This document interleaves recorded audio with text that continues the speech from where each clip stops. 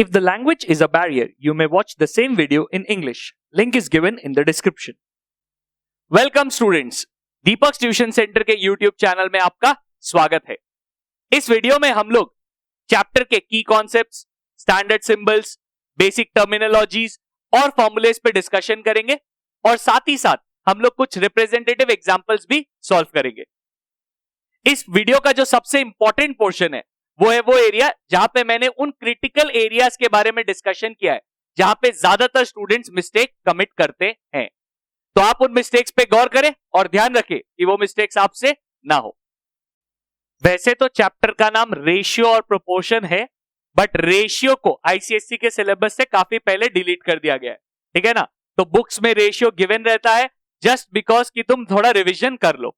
बाकी मेनली सब कुछ सिलेबस में प्रॉपर्ली लिखा है. हम लोग को प्रोपोर्शन से ही डील करना है.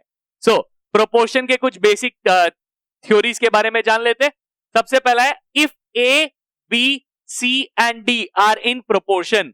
अगर ए बी सी डी चार चीज प्रोपोर्शन में है, ये हम लोगों को पता है, तो हम लोग उसको लिखते हैं A is to B is as C is to D. तो A is to B is as C is to D. इसको इज एज पढ़ते हैं, डबल इज टू नहीं. ठीक है ना. और मन में ऐसे तुम याद रख सकते हो a is to B is equals to C is to D. तो एक तरह से देखे तो a by B is equals to C by D. तो यही हमारे मेन काम आने वाला फ्रैक्शन फॉर्म में. इधर जो फर्स्ट वाला टर्म होता है उसको हम लोग फर्स्ट प्रोपोर्शनल बोलते हैं, जो सेकंड होता है उसको सेकंड प्रोपोर्शनल बोलते हैं, जो थर्ड होता है उसको थर्ड प्रोपोर्शनल और जो फोर्थ होता है उसको फोर्थ प्रोपोर्शनल. तो क्वेश्चन में पूछ सकता है find the fourth proportional of. तो वो तुमको पता होना चाहिए कि कौन सा पोर्शन मिसिंग है और उनके नंबर्स में कहां पे तुमको एक्स डालना है. पर एक और पोर्शन है वो है कंटिन्यूड प्रोपोर्शन. तो if A B and C are in continued proportion. Continued proportion मतलब हर अगला टर्म रिपीट होगा. ठीक है ना. तो then A is to B is as B is to C. अगर एक और होता तो is as C is to D. ठीक है ना. तो कंटिन्यूड प्रोपोर्शन मतलब रिपीट होगा. तो इसको हम लोग बोल सकते हैं A by B is equals to B by C. अगर क्रॉस मल्टीप्लाई करें तो A C equals to B square. But उससे अपने को कोई खास इंपॉर्टेंस नहीं है. यहां पे जो फर्स्ट टर्म है उसको फर्स्ट प्रोपोर्शन ही बोलते हैं, लेकिन तुम रियलाइज करो सेकंड और थर्ड टर्म तो सेम है, इसीलिए इन दोनों को मिला के मीन प्रोपोर्शनल बोला जाता है, क्योंकि जो वैल्यू इसका होगा वही वैल्यू इसका होगा. और जो लास्ट वाला है उसको हम लोग थर्ड प्रोपोर्शनल बोलते हैं. तो क्वेश्चंस में पूछ लेगा अगर दो चीज दिया हुआ है, कभी कभी बताता नहीं है, जैसे बोलते हैं find the third proportional of. तो अगर तीन चीज दिया हुआ रहेगा और तुमको थर्ड निकालना है, मतलब टोटल में चार चीज है, तो वो कंटिन्यूड नहीं है. लेकिन अगर दो ही चीज दिया हुआ और तुमको थर्ड निकालना है तो प्रोपोर्शन में तो मिनिमम चार चीज चाहिए, मतलब बीच वाला रिपीट करेगा, तो वो कंटिन्यूड प्रोपोर्शन में होगा.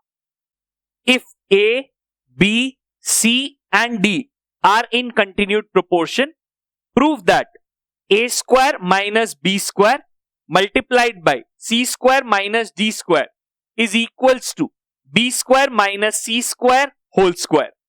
तो जैसा गिवन है हम लोगों को कि a, b, c और d कंटिन्यूड प्रोपोर्शन में है, तो जब भी ऐसा कोई सम देता है कि a, b, c, d या कुछ सर्टेन टर्म्स प्रोपोर्शन में होता है या कंटिन्यूड प्रोपोर्शन में होता है, तो उसको सबसे पहले उसके फ्रैक्शनल फॉर्म में लिखते हैं a by b equals to b by c equals to c by d, और साथ ही साथ यहां पे लिख लेते हैं equals to k.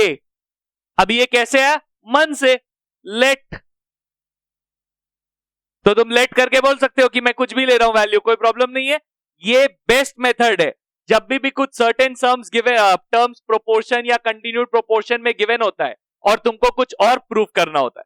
तो जैसे ही तुमने इनको k लिया, तुम यहां पे बोल सकते हो कि अगर सिर्फ इस पे फोकस करे तो c by D equals to K, तो c का वैल्यू d के, एक्सेप्टेबल. अभी सिर्फ इस पे फोकस करो b by C equals to K, तो b का वैल्यू c के, पर c का वैल्यू तो d के था, तो d के इंटू के दैट इज d के स्क्वायर. और वैसे ही अगर मैं इनको कवर कर लू तो a by B is equals to K, इसका मतलब a इक्वल्स टू b के, और b का वैल्यू था d के स्क्वायर, तो d के स्क्वायर इंटू के बिकम्स d के क्यूब. नाउ तुम देख सकते हो यहाँ पे कि सब कुछ या तो d और k के फॉर्म में आ गया है, मतलब पूरे इस इक्वेशन में अब हमारे पास सिर्फ दो ही टर्म्स बचेंगे. तो पहले LHS को लेते हैं. LHS is a square minus b square equals to multiplied by c square minus d square. तो हर एक का वैल्यूज डाल देते हैं. a का वैल्यूज है डी के क्यूब उसका whole square minus D K square उसका होल स्क्वायर, इधर c का डी के का whole square minus D square. इनका ब्रैकेट्स ओपन करेंगे तो D square into K to the power 6 दोनों पे मल्टीप्लाई होगा स्क्वायर. वैसे ही इधर D square K to the power 4 D square K square और ये तो डी स्क्वायर का डी स्क्वायर ही रहेगा. तो अगर तुम यहां पे ध्यान से देखो तो हम लोग D square K to the power 4 को कॉमन ले सकते हैं. तो यहाँ पे D square K to the power 4 को कॉमन लेने के बाद इधर के स्क्वायर बचा, क्योंकि यहाँ पे 6 टो के था और 4 टो तुम निकाल चुके हो तो 2 ही बचेगा और डी स्क्वायर तो ऑलरेडी जा चुका है और ये तो पूरा का पूरा बाहर आ चुका है तो यहाँ 1 बचा. यहां पे भी अगर देखो तो सिर्फ डी स्क्वायर कॉमन निकल सकता है, तो डी स्क्वायर कॉमन निकालने के बाद यहाँ पे के स्क्वायर माइनस 1 बचा. D square into D square is D to the power 4 K to the power 4 K square minus 1 into K square minus 1 इस के स्क्वायर माइनस 1 का whole square. Left hand side में और कुछ नहीं कर सकते, और कुछ करेंगे गड़बड़ हो जाएगा. और इनफैक्ट कर भी क्या सकते हैं, ज्यादा ज्यादा सब कुछ खोल सकते हैं, उससे खाली लंबा होगा, कोई बेनिफिट नहीं मिलेगा. तो अब क्या करेंगे, अब आरएचएस में मूव करेंगे. आरएचएस था हम लोग का बी स्क्वायर माइनस सी स्क्वायर का होल स्क्वायर. तो वैल्यूज डाल देते हैं पहले. बी का वैल्यू डी के स्क्वायर का whole square minus D K का होल स्क्वायर और उस पूरे का होल स्क्वायर. तो अगर यहां पे देखे तो ये क्या हुआ, D square K to the power 4 minus D square K square. तो एक ब्रैकेट ओपन किया अंदर वाला, फिर यहां से हम लोग कॉमन ले सकते हैं डी स्क्वायर के स्क्वायर. अभी पूरा स्क्वायर के बाहर कॉमन नहीं ले जा सकते, तो देखो स्क्वायर के अंदर ही मैंने कॉमन लिया है, ठीक है ना. तो ये हो गया डी स्क्वायर के स्क्वायर और होल मल्टीप्लाइड बाय अंदर क्या बचा, के स्क्वायर माइनस 1 और उस पूरे का होल स्क्वायर. जब भी पूरे का होल स्क्वायर होता है हम लोग क्या करते हैं, सब पे टर्म्स पे डालते हैं. तो ये पहला इस पे लगेगा तो डी टू द पावर 4, दूसरा इस पे लगेगा तो के टू द पावर 4 और तीसरा इस पे लगेगा तो के स्क्वायर माइनस 1 का होल स्क्वायर. तो अगर तुम देखो तो लेफ्ट हैंड साइड और राइट हैंड साइड एकदम सेम टू सेम आया है, तो हम लोग बोल सकते हैं hence proved. Properties of proportion, ये सबसे इंपॉर्टेंट पार्ट है चैप्टर का, तो इनको बहुत ही अच्छे से याद रखना पड़ेगा. सबसे पहला प्रॉपर्टी है इन्वर्टेंडो. इन्वर्टेंडो में क्या होता है कि अगर इफ कंडीशन है, if a by B equals to C by D, मतलब बेसिक प्रोपोर्शन, तो अगर a by B equals to C by D है तो हम लोग दोनों को रेसिप्रोकल कर सकते हैं और लिख सकते हैं b by A equals to D by C और उसके बगल में लिख देंगे invertendo. Next alternendo. If a by B equals to C by D, ये कंडीशन हर में चलेगा. अगर ये कंडीशन है तो हम लोग बोल सकते हैं कि a by C equals to B by D. तो b और c को ऑल्टरनेट कर दिया हमने, ठीक है ना, इंटरचेंज कर दिया, तो c नीचे आ गया, b नीचे आ गया. अगर सही से ध्यान से सोचो तो ये दोनों प्रॉपर्टी ऑलमोस्ट रिडंडेंट है, बेकार है हमारे लिए. क्यों, क्योंकि ये तो नॉर्मल हम लोग क्रॉस मल्टीप्लीकेशन से भी कर सकते थे, ये भी हम लोग उसी मेथड से कर सकते हैं. तो इसलिए ये प्रॉपर्टीज का इतना बड़ा कोई यूजेज नहीं है. मतलब अगर तुम इस प्रॉपर्टी का नाम लिखना भूल गए तो कोई बड़ा प्रॉब्लम वाला बात नहीं है. बट आई स्टिल प्रेफर कि अगर याद रहे तो ये प्रॉपर्टी कहीं पे अगर तुम यूज कर रहे हो, तुम दोनों को रेसिप्रोकल कर रहे हो, तो ये प्रॉपर्टी जरूर मेंशन करो, ठीक है ना. लिखने में हमारा कुछ नहीं जाता, लेकिन नहीं लिखने से पता नहीं नंबर कट सकते हैं. कॉम्पोनेंडो. कॉम्पोनेंडो में if a by B equals to C by D then a plus B by B equals to C plus D by D. Basically मैं ऐसे याद रखता हूं, ऊपर वाला बाई नीचे वाला इक्वल्स टू ऊपर वाला बाई नीचे वाला, तो क्या हो जाएगा, ऊपर वाला प्लस नीचे वाला बाई नीचे वाला इज इक्वल्स टू ऊपर वाला प्लस नीचे वाला बाई नीचे वाला. तो ऐसे करने से याद हो जाता है, वो a हो, वो x हो, वो कुछ भी हो, हाथी हो, घोड़ा हो, सब तरीके से वो वैलिड हो जाएगा. इसी का एक कॉम्प्लीमेंट्री प्रॉपर्टी है, वो है डिविडेंडो, ठीक है ना. If a by B equals to C by D, तो वो होता है a minus B by B equals to C minus D by D. मतलब ऊपर वाला माइनस नीचे वाला बाई नीचे वाला इज इक्वल्स टू ऊपर वाला माइनस नीचे वाला बाई नीचे वाला. इन दोनों को इंडिविजुअली यूज करना बहुत रेयर है कुछ कुछ सम्स में, लेकिन बहुत रेयर है, ठीक है ना, बहुत ही कम यूज होता है. ज्यादातर केस में ये कंबाइंड फॉर्म में कॉम्पोनेंडो एंड डिविडेंडो के फॉर्म में यूज होता है. तो वहां पे if a by B equals to C by D then a plus B by A minus B is equals to C plus D by C minus D. मतलब ऊपर वाला प्लस नीचे वाला बाई ऊपर वाला माइनस नीचे वाला इज इक्वल्स टू ऊपर वाला प्लस नीचे वाला बाई ऊपर वाला माइनस नीचे वाला।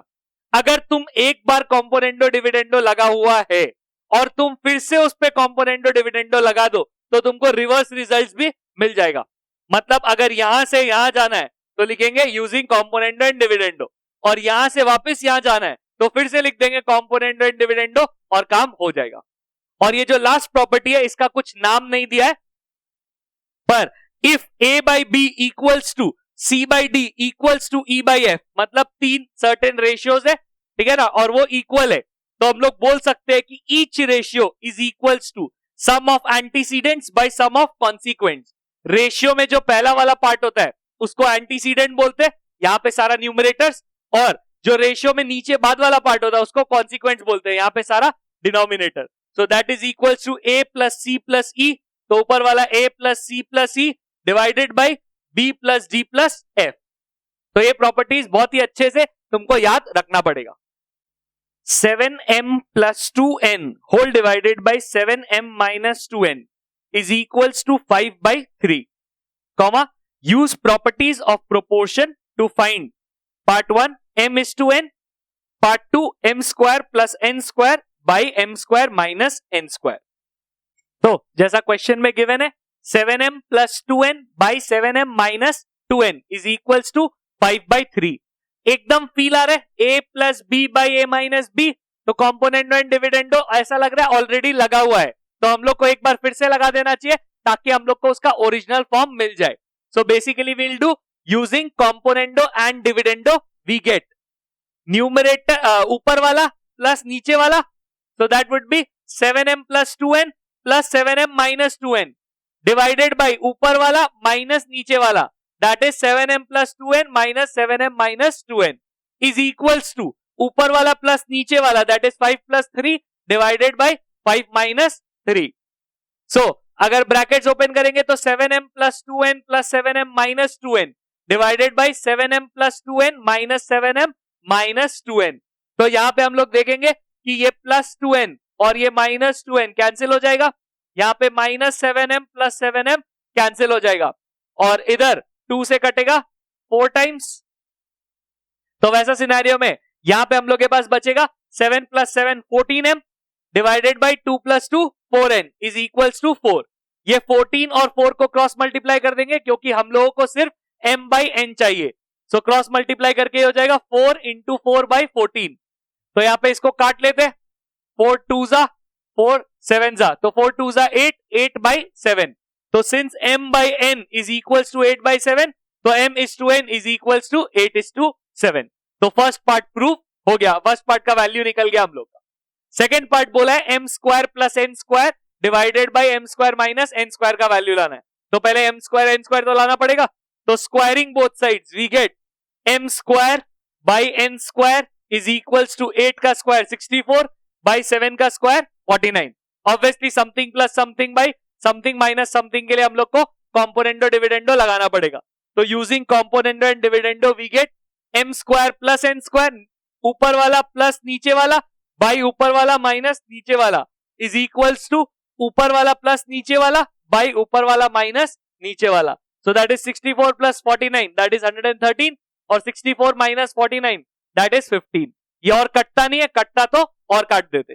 तो फाइनली हम लोग बोल सकते हैं m इज टू n का वैल्यू 8 इज टू 7 है और m square plus n square का वैल्यू 113 बाई 15 है। वो क्रिटिकल एरियाज जहां तुम अपना कीमती मार्क्स लूज कर सकते हो वो है सबसे पहला यूजिंग कॉम्पोनेंडो एंड डिविडेंडो लिखना भूल गए। ऐसा क्या होता है, बहुत बार जो सम्स करते हैं ना हम लोग घर पे, तो वहां पे इतना सारा सम्स होता है, तो या तो शॉर्ट में लिख देते हैं यूजिंग सी एंड डी, या फिर लिखते ही नहीं है, पता तो है ही। और एग्जाम में अगर ये लिखना भूल गए कि यूजिंग कॉम्पोनेंडो एंड डिविडेंडो, तो क्वेश्चन में जो मेंशन था यूजिंग प्रॉपर्टीज ऑफ प्रोपोर्शन, उसका तो इस्तेमाल हुआ ही नहीं और तुमको 0 मिलेगा। सेकेंड, बहुत बार क्या होता है हम लोग कॉम्पोनेंडो एंड डिविडेंडो ना सिर्फ एक साइड लगा देते क्योंकि ये बहुत ही कॉम्प्लिकेटेड था, तो सिर्फ यहां पे अप्लाई कर दिया और यहां अप्लाई करना भूल गए।